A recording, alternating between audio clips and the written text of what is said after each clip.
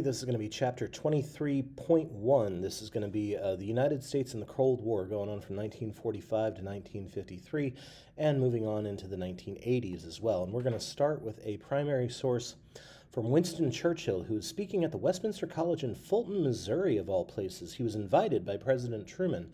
And while he was there, he gave a speech that became iconic of the Cold War and used a term that became iconic of the Cold War. He said, "From Stettin in the Baltic to Trieste in the Adriatic, an iron curtain has descended across the continent. Behind that line lie all the capitals of the ancient states of Central and Eastern Europe. All these famous cities and the populations around them lie in what I must call the Soviet sphere. And all are subject in one form or another not only to Soviet influence but to a very high and in some cases increasing measure of control from Moscow." And this is what we were very worried about. So we are going to focus on sort of the breakdown of relationship between the United States and the USSR during what is known as the Cold War, where that famous statement, great visual, the Iron Curtain falling across Eastern Europe. So in the years after World War I, America was celebrating not just the idea of a military victory, but more the idea that we had sort of won, our ideals had won, our values had won compared to fascism and totalitarianism. And while these celebrations may at first have been contained to Italy and Japan, we very quickly had to sort of refocus ourselves and again sort of get into not just a battle strategy, but an ideological strategy of the Cold War, this new war that we're going to be fighting with the USSR. The Cold War lasted from roughly 1945 to roughly 1989, or maybe longer. We can talk about that one. And it was a time of tension between the United States and the USSR, where we were not straight up fighting each other. We were not bombing each other. We were not shooting each other. But there was a time of tension, and also we are seeing that we did fight a number of what are called proxy wars, where we're not fighting the USSR, but we're fighting one of their allies. So, Is This Tomorrow? This is a famous piece of art from the 1950s. This is what we were worried about. Not only that were we worried about the power of them over in Eastern Europe, we were also very worried about them coming over here. So the USSR may have been one of our allies during World War II. However, tensions had already been growing for a long time, and in the time following the war, both sides are already making moves to become the dominant world power. This is the thing that sort of we see on both sides, is that both sides felt that they were the number one power in the world. And so by 1947, President Truman had already committed the U.S. to the idea of containment. We're going to see where that comes from in a minute.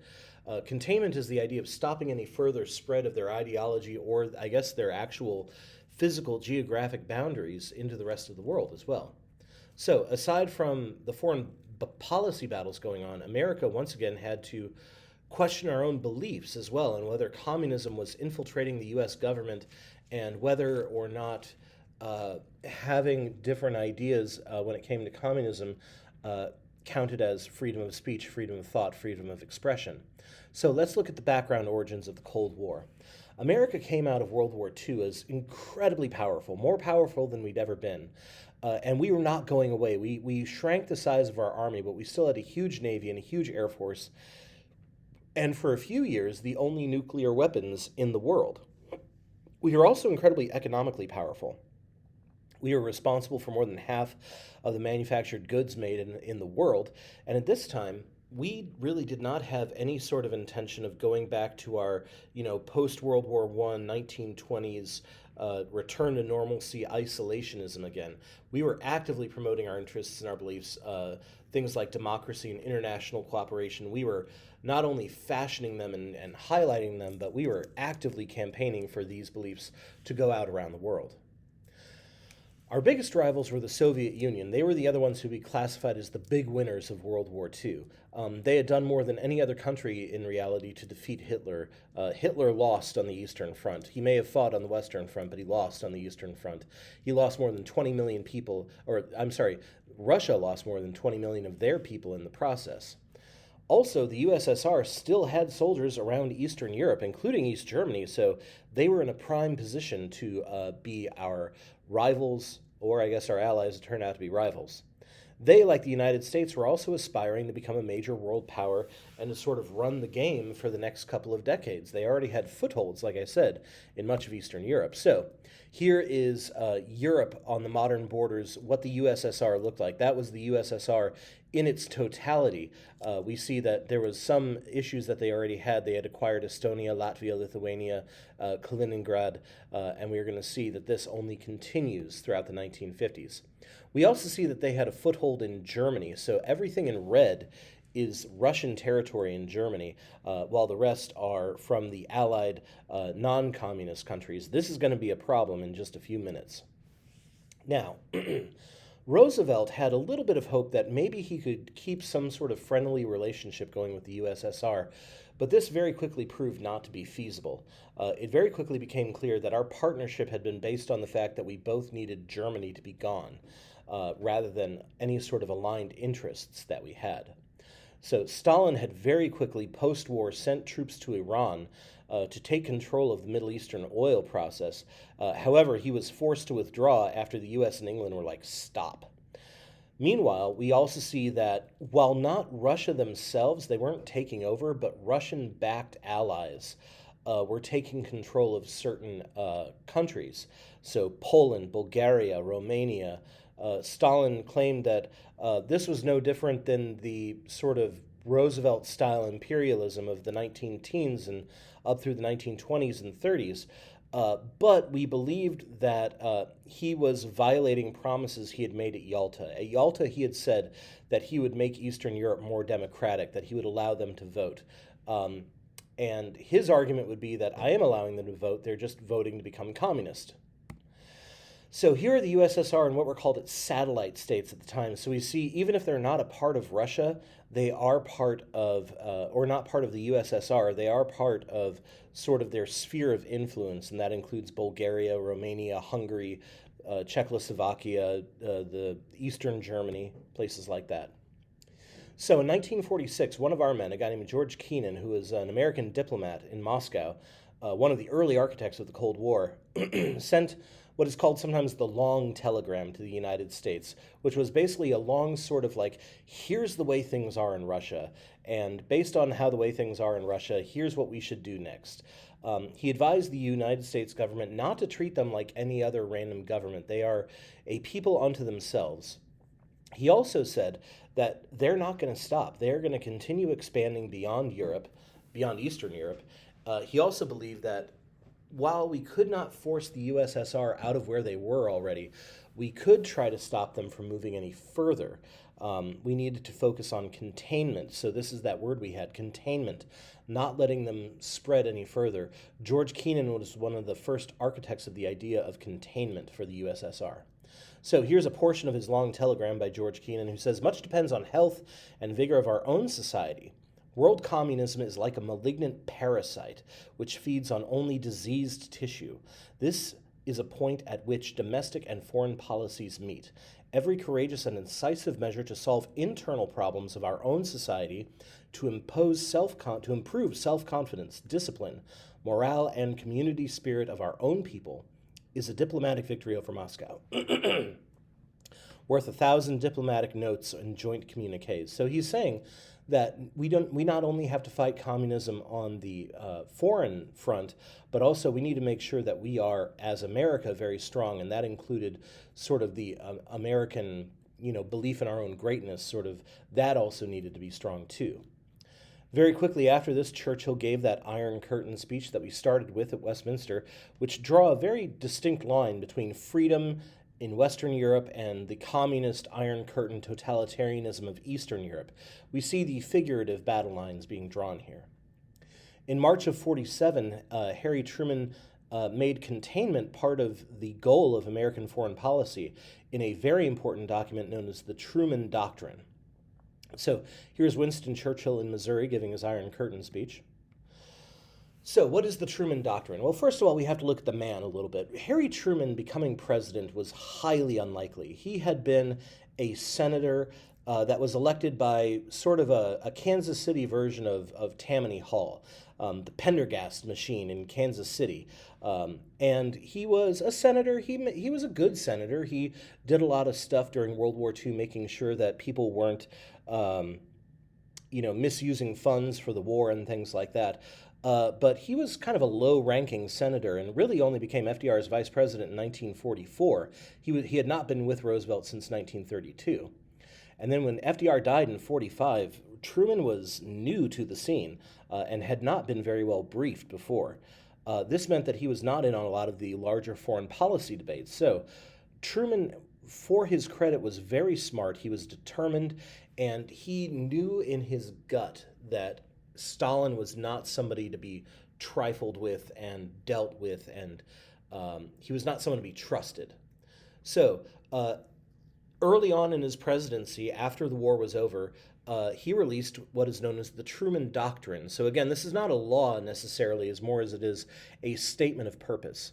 And this statement was a statement of containment. The U.S. is taking the place of Great Britain. Great Britain had been the great rival to the USSR. Now it was our turn.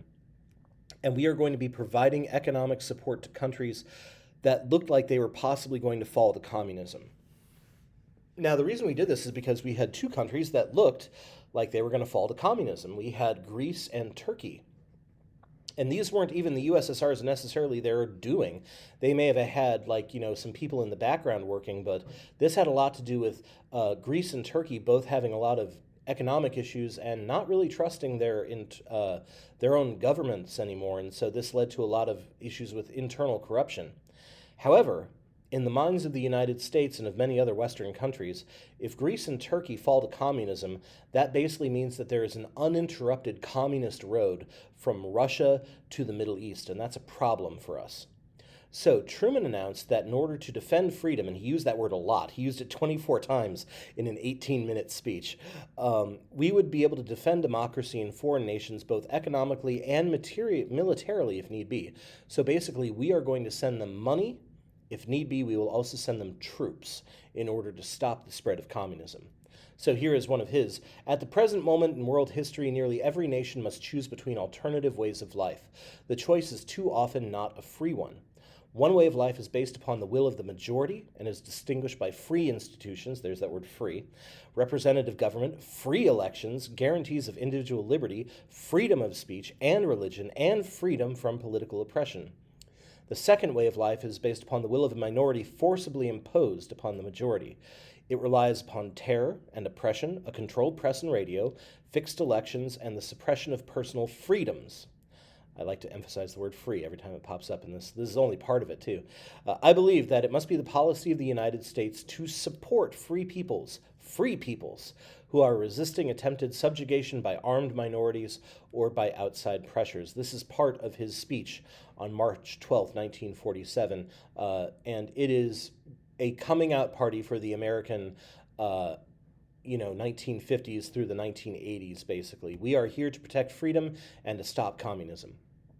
In order to pay for this, Truman received bipartisan support from Congress to fund these friendly countries of ours around the world. Congress very quickly authorized $400 million, and that is just the beginning, in military aid for Greece and for Turkey, and announced that America was much more permanently open for international assistance. This is not going to be the last time we do this, basically. And I noticed that I said we were funding friendly countries. We are not necessarily funding democratic countries. We are funding some countries that are pretty nasty, and they're our allies, but our main goal was that we're going after communism. We're not promoting necessarily, although we do like democracy, but we were helping prop up some right-wing dictatorships around the world, and that was partially because they weren't left-wing dictatorships around the world. So here is the U.S. sending aid to Greece and Turkey, and we can see that this is a new, very dangerous foreign policy that we are walking.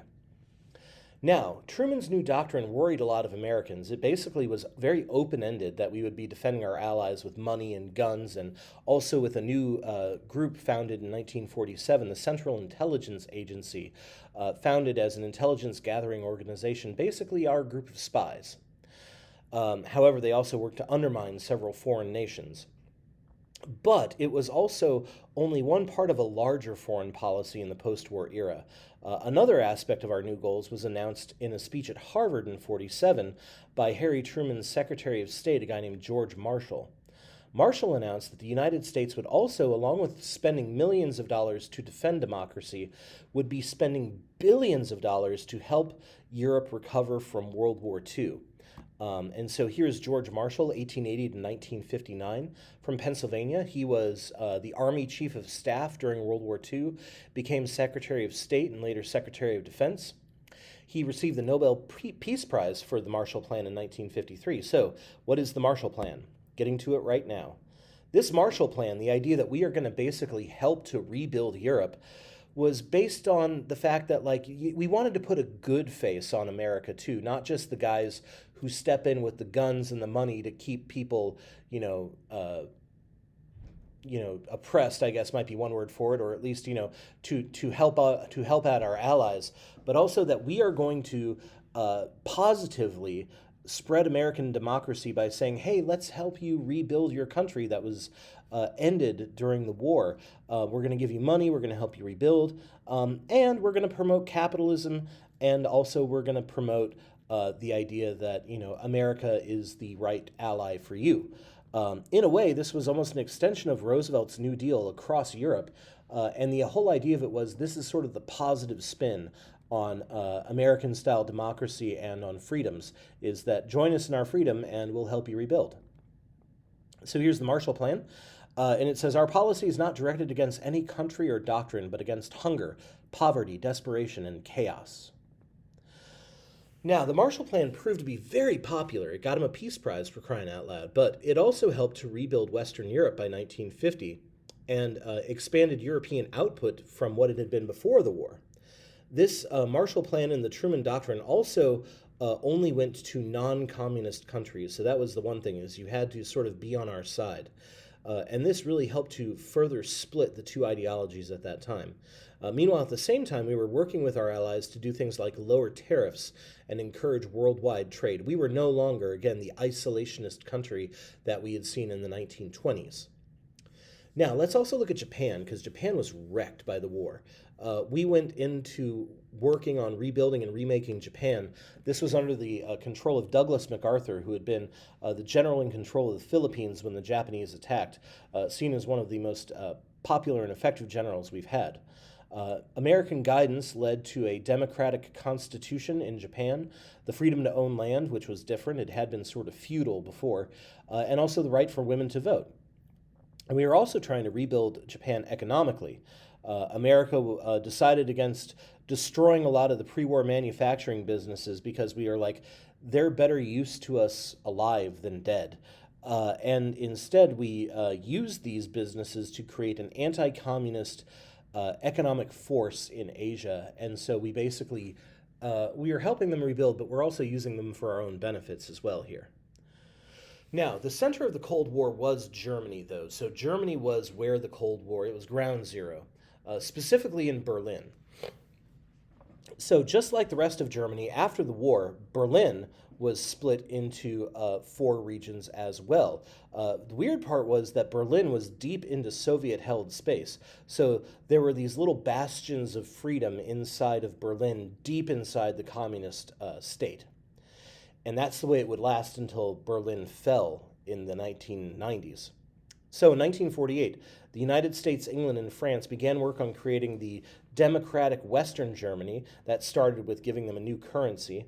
In response, the USSR basically blocked all road access to Berlin. We're not at the point of the wall yet. The wall is not going to be built for another 15 years at this point, but we are seeing a virtual wall of like tanks there to stop anyone from coming in. So, in order to get allies and food into Berlin, or supplies, not allies, getting supplies and food to Berlin, the U.S. led an airlift that went year-round, 24 hours a day for almost a year. It's called the Berlin Airlift. And very soon, Eastern and Western Germany would be divided. Stalin realized he couldn't take on Western Berlin without starting a world war, and so he kind of hesitated. But we do see that East and West Berlin are divided, and East and West Germany are divided too. So here's one of the many planes dropping stuff in the Berlin airlift. One of my favorite stories is actually a guy they called Uncle Wiggly Wings, who every time he flew over, he would sort of dip his wings a little bit, and then he would drop candy for all the kids. In 1949, The USSR entered into the nuclear family with us, detonating their first nuclear bomb, bringing the Cold War into a more dangerous direction. We're going to see in the latter part of this chapter how they got their hands on the nuclear bomb. In response, the US and other countries created the North Atlantic Treaty Organization, better known as NATO. The promise was that if the USSR attacks one of them, all the rest of the countries would mobilize to defend it, and that's basically World War III. It now has 32 member countries and growing at this time. The NATO also saw West Germany as sort of the front line of the war against communism. The USSR created their own version of NATO called the Warsaw Pact in 1955. So we have sort of competing ideologies. If you attack us, we attack you. And so here is what the war, or not the Cold, well, what the Cold War looked like, what Europe looked like during the 1950s and further. This is Europe in 1983, as you can see. So everything in green is NATO. Everything in red is Warsaw Pact. We have non-alleged states in brown, kind of brownish. And the pink color, Yugoslavia, is a communist state that is not allied to anybody, too. Now, during World War II, we're also seeing communism spread throughout the rest of the world as well. So, for instance, China had been united against the Axis powers, but before that, they'd been fighting a civil war. And after the war, the civil war came back in earnest. And we see the communists under Mao Zedong and the nationalist China under Chiang Kai-shek are fighting each other. And in 1949, the communists, led by Mao Zedong, achieved victory. The old regime fled to the island of Taiwan. The U.S. refused for decades to recognize the legitimacy of Communist China. And in 1950, the U.S. National Security Council drafted a very clear statement in USC 68 calling for massive military buildup against the Soviets. So we're seeing that even though we're not going to war, we're building up like we're about to. And this led to, again, this dangerous idea that, the Cold War is cold, but it could go hot any minute. So here's Mao Zedong, who said, "Political power grows out of the barrel of a gun." Now, at first, the Cold War had been focused on Europe, but with everything going on in China, it looked like it was about to go hot there. Technically, we're not fighting Russia. That's important to remember. But much like Germany, the former Japanese territory of Korea had been divided into North and South Korea, capitalist in the south, communist in the north. And in June 1950, the communists invaded South Korea with the hope that they could make it all communist. The U.S. persuaded the United Nations, with most of the troops coming from us, to send troops to defend South Korea. So this is the start of what we call the Korean War. And so here we have North Korea up in the north and South Korea down in the south, and we see the attempts to take it over, the North Koreans in red, the United Nations, mostly America, in green.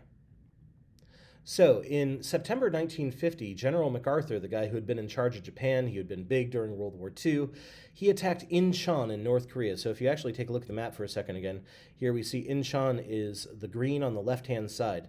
Then it was held by North Korea, and he was able to push the invaders out of South Korea. He pushed North Korea all the way to the Chinese border, and it looked like we might actually have a unified capitalist Korea. However, as we got close to the Chinese border, hundreds of thousands of Chinese troops invaded into North Korea. So now it's a whole new ballgame. We've got a whole new player in this game. So MacArthur, he had the idea that he wanted to push the North Koreans all the way back again, and even he wanted to attack China, if necessary, using nuclear weapons. However, Truman refused to let him do this because he feared that it would start a huge land war in Asia. And if you remember The Princess Bride, the first thing you never do is get involved in a land war in Asia. Now, MacArthur did something that you do not, all caps, do not do if you are a member of the armed forces, which is he openly and publicly disagreed and criticized the decision of the President of the United States. You full stop do not do this, especially if you're the general in charge of a huge thing like this. So Truman actually fired him, even though he was incredibly popular. This actually hurt Truman's popularity, is that he fired MacArthur. And the war went on and on for another 3 years. Eventually, it ground into a stalemate right at about the 38th parallel, dividing the two Koreas. So here is Douglas MacArthur giving his farewell address to Congress saying, "Old soldiers never die, they just fade away." And he gets a huge round of applause. He retires incredibly popular. This nearly cost Truman his re-election campaign in 1948. Or no, he'd already been, what am I talking about? He'd already been, never mind. He'd already been reelected. What am I talking about? Anyway, Truman, on the other hand, said, "I fired him because he wouldn't respect the authority of the president. I didn't fire him because he was a dumb son of a bitch, although he was. But that's not against the law for generals. If it was, half to three-quarters of them would be in jail." So, in the end of this, MacArthur gets really good PR. Truman gets really bad PR. So, in 1953, both sides of the Korean War reached an armistice. We did not reach a peace. We ended the fighting for now, but the war technically never ended. Over 33,000 Americans had died in the war, over 1 million Korean soldiers, thousands of civilians, hundreds of thousands of Chinese troops had died during the war. And also that died was a hope for a united, peaceful world died with this too. Replaced with a world divided west from east, communism from capitalism. And this is still one of the hot spots of the Cold War is allegedly over, but we have never taken our troops away from the 38th parallel. So here's the 38th parallel today. If a war were to start, it might start right at that line right there.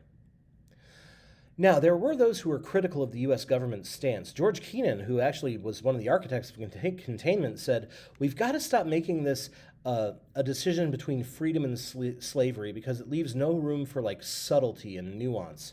One of the most popular and prominent journalists of the time, Walter Lippmann, cautioned against using foreign policy as ideology. He said that basically it would force America to intervene anytime our ideology was threatened, and that would include times when we're not even technically fighting Russia, and that did happen. He also warned that it would be a mistake for America to ally itself against something like colonial freedom at a time of anti-communism. So basically, this is something that we do see is that a lot of colonies were asking to be freed, but America was a little nervous about this just because we did not want them to break free and then go communist. And so this was something that Lippmann cautioned against as well. So here's Walter Lippmann, who said, "Ours is a problem in which deception has become organized and strong, where truth is poisoned at its source, one in which the skill of the shrewdest brains is devoted to misleading a bewildered people." So, after World War II, speaking of decolonization, the U.S. had been moving towards a position of decolonizing. Like, we got rid of the Philippines in 1946, we were pressuring our allies to give up their colonies. But after the Cold War began in earnest, the U.S. was worried that if we freed people from their colonial bonds, they might just head straight into communism. And so while this was painted as a crusade for freedom, there's also a lot of this pragmatic idea of like, should they become non-colonies quite yet? And this led to America sometimes not supporting decolonization, but also sometimes supporting our allies who were very oppressive either against other groups or groups within their own country. For instance, the apartheid South Africa. Think of the American South. Jim Crow, except set to 11. That's what South Africa was like. And they were our allies in the war against communism up until the release of Nelson Mandela, basically. Now, let's look at the Cold War and the idea of freedom. Winning the Cold War was not just about guns. It was about winning hearts and minds, too. This meant that it would require a full-scale movement to beat it, and a movement that was founded around the idea of freedom. This is our chorus. This is our fight song right here. Investigations and redefinitions of freedoms by many of the top academics, politicians, journalists, and even in pop culture was a large part of selling the idea during the Cold War. So, for instance, a cultural Cold War. Hollywood became an unlikely ally and enemy and battleground over communism during the war. Cold War, that is. The National Security Agency and the CIA encouraged filmmakers to make anti-communist movies, such as I Married a Communist and The Red Menace. These are more overt. fears of communism right here. There's also the metaphorical defenses of American freedoms against outside invaders, which you see in John Wayne's The Alamo from 1960. And this was partially to counteract the USSR sending its art abroad, its dancers, its orchestras, and promoting, like, look at what the USSR can do with, Tchaikovsky around the world. And so here is I Married a Communist. Here's The Red Menace. And we're going to see that there are some, if not necessarily pro-communism, at least anti-communism movies that are made during this time too. We'll get to those during McCarthyism. And here's The Alamo from 1960, based on the story of the Alamo that we covered back in semester 1. Even though they were surrounded by enemies, they refused to surrender, and they fought to the last man defending freedom. This is a pretty obvious metaphor for the allegory for America, America being the last bastion of freedom surrounded by enemies on all sides. This was John Wayne's We Don't Like Communists movie. Now, in response to all this, the CIA also published movie makers, artists, jazz musicians, sent them around the world. This included support of, at first at least, abstract expressionist painters like Jackson Pollock, because even if they didn't like his art, they liked the fact that we had a diversity of art and had different kinds of art, and that made us different than Russia. This eventually went away because Congress actually said, we're not fans of this art, so they stopped funding it. Meanwhile, the CIA helped to literally fund the Museum of Modern Art in New York City, hoping it would highlight artistic freedom of expression in our country. So here's Jackson Pollock's painting 1, and if you cross your eyes, you can see a 3D image appear. And yeah, it's about life, anyway. So the counterpoint to freedom, what we called them, was totalitarianism, aggressive ideological states that were intending to control and dominate all the areas of life of the people around them. They would trade in on freedoms and values, and that led to increased security, but according to at least their beliefs, that, we're trading your freedom for your security. We're going to make sure that you have a meal, that you have a bed, that you have a place to live, that you're paid. Though chances of arrest and death in, like, Stalinist Russia are ridiculously high. The merest rumor could see you locked up or killed. Whatever the USSR did immediately sort of became seen, and this is on the American side. Whatever the USSR did, we wanted to do the opposite. So whatever the USSR decided upon was the opposite of freedom.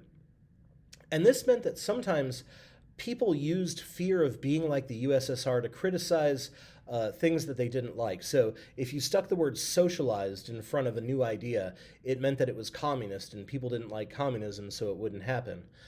This included things like getting Truman's national health care plan. It got called socialized medicine and was shot down for that very reason. Now, the end of World War II also helped to more clearly define the idea of human rights around the world, not just in America, especially in response to the massive casualties and death of the World War. Nazis were put on trial and even executed for crimes against humanity. And if we're going to execute them for those, we need to figure out what they are first. And this led the United Nations, the brand new United Nations, to create a Universal Declaration for Human Rights. This was led by Eleanor Roosevelt. And it's very long. This is only the hits right here, but it prohibited discrimination based on race, sex, or religion, and said that freedom of speech, religion, housing, and medical care, and many other things were human rights held by all of mankind, humankind, and should be defended if necessary. So here is the Eleanor Roosevelt statue at the FDR Memorial in D.C., where it says she's our first United States delegate to the United Nations. Not our first ambassador, but our first delegate.